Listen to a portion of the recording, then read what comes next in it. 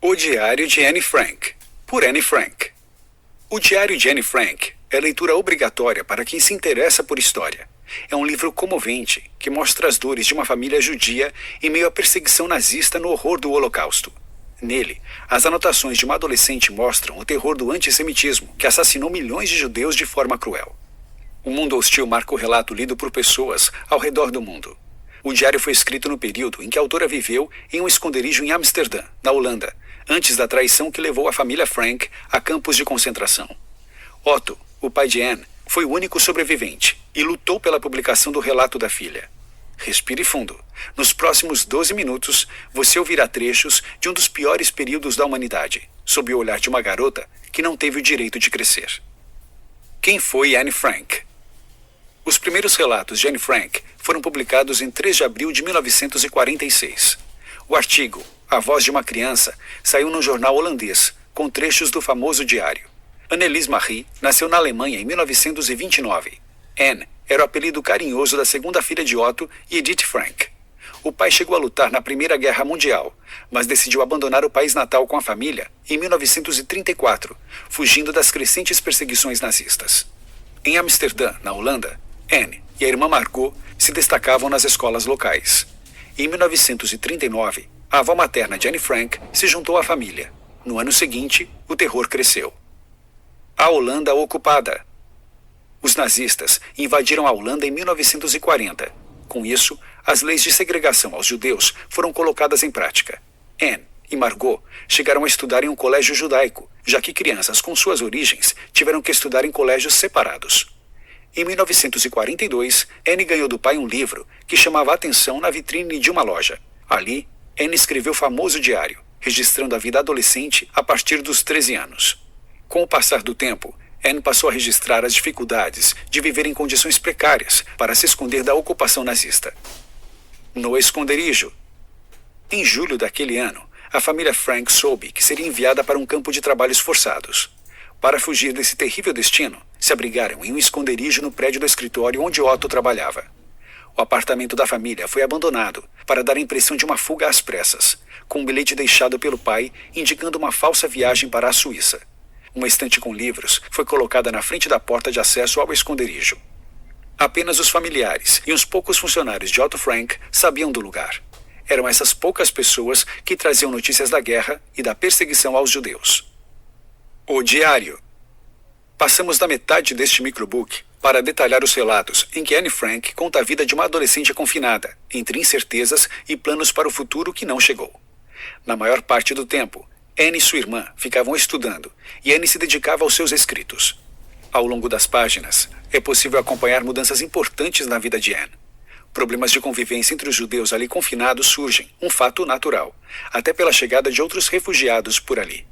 Uma importante mudança de comportamento de Anne é com Peter, outro adolescente. No começo, ela demonstra desinteresse por aquele garoto tímido e desajeitado.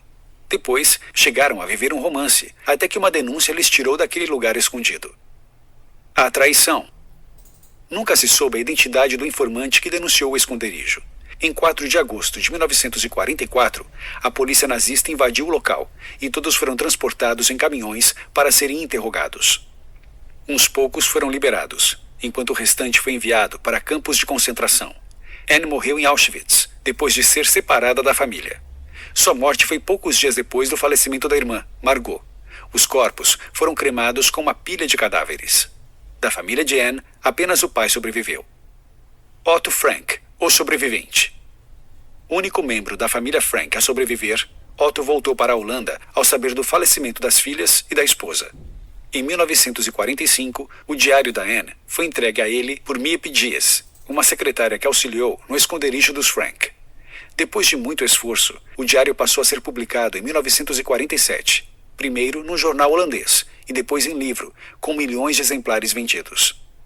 Antes de morrer, em 1980, Otto chegou a ser contestado quanto à autenticidade do diário, que foi validada definitivamente em 2007.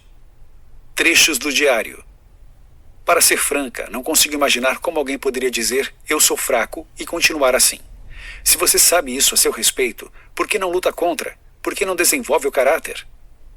Para mim, as lembranças são mais importantes do que os vestidos. O O espírito do homem é grande, mas seus atos são tão mesquinhos.